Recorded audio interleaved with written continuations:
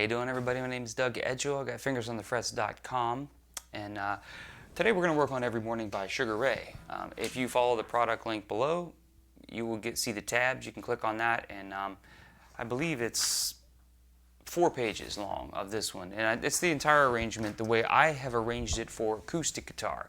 There's a lot of really cool stuff in this one, so let's jump right in. The main riff starts at the 4th fret and the 3rd fret, and I use a 2nd finger, 1st finger. It looks like this kind of a thing. Just those 2 strings. And then I'm going to do this. Then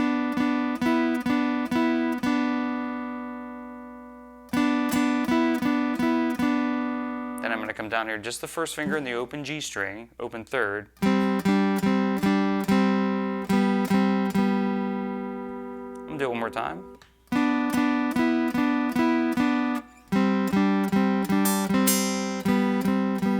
Then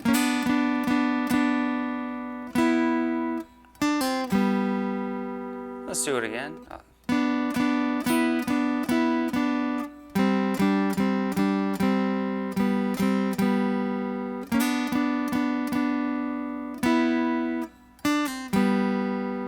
That's the lick in there. Now I think it's in a different key on the recording, but again, this, you know how I do things. If you've ever seen my videos before, I arrange stuff for acoustic guitar, so just keep that in mind. Might be a different key. Maybe I can't sing that high. Maybe you can't either.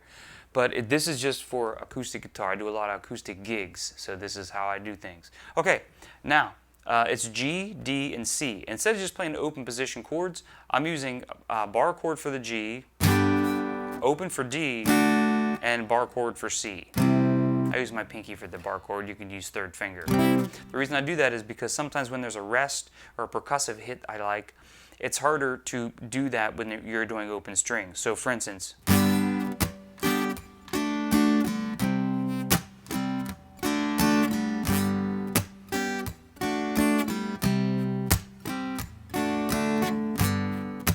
you see, if it was open, it's a little harder to mute those out. So G, D, C, D, like this. Down, up, up, down, up, down, up, up, down, up, down, up, up, down, up, down, up, up, down, up. Okay, so every morning there's a hit, you know, all through that. Then there's a little break part right at the beginning. It's very cool. And I don't know, again, I don't know how they did it. This is how I do it.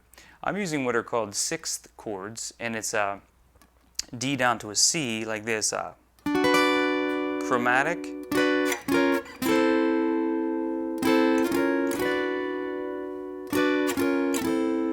So, couldn't understand how to work it out. If you remember that part of the song. So, this is how you finger it. It's the 12th fret, 3rd finger on the 4th string. 11th fret, 2nd finger, 3rd string. Little finger on the 12th fret of the 2nd string. 1st finger on the 10th fret of the high string. It looks like that. It's a really nice way to do it, especially if you have a band that's great, a bass player. But if you don't, you can just put these in there. And it might sound empty to your ear at first, but if you get really comfortable with the groove, it really makes it sound pretty. You can put a chorus on at that point or something of your gig. So here you go.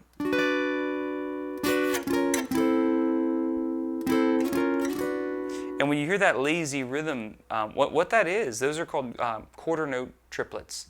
So an 8th note triplet would just be, if you had your beat on, an 8th note triplet would be 1, 2, 3, triplet, triplet, triplet. A quarter note triplet gets quarter notes spaced out over 2 beats of the measure. So it would be like this. If I said 1, 2, triplet, 1, 2, triplet, 1, 2, triplet, 1, 2, triplet. So the first quarter note of the quarter note triplet is not there. That's why I paused for a second. It's all notated here if you want to see what that looks like. I think it's really interesting to learn this type of stuff instead of just trying to mimic it. I'm trying to educate people a little bit deeper. Okay, then it goes back to your main, this, sings more words, you know. Then he goes up. Now when you get to the shut the door baby, don't say a word. Now that part of the tune, I really like that because to my ear he was playing a G major 7 chord to a C major 7 chord, back and forth. So it would be like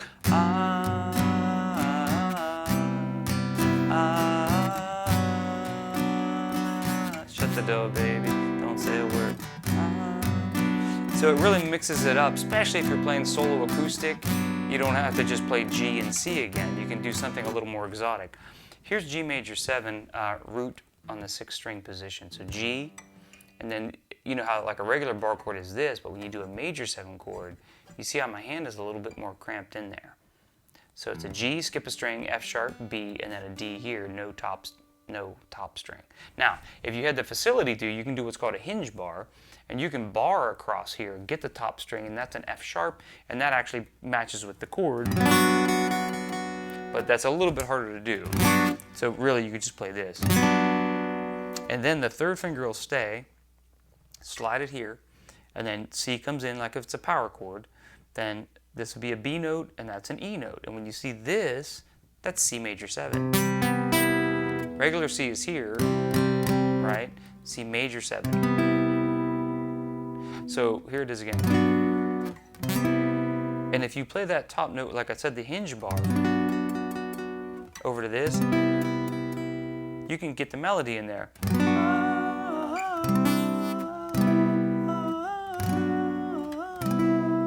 It sounds really neat. Alternate, if you're having trouble grabbing those big bar chords, you can do this. This is a really nice G major 7. G, mute the 5th string, and there's your F sharp on top. That's your major 7 note. You can also put the 3rd finger on the D if you like that. I like the sound of that one a lot. You can use this one, and then you can go to C major 7. It's a C chord, real easy. Lift up the 1st finger. Back to the... So that's just a different way to play it. It's totally fine.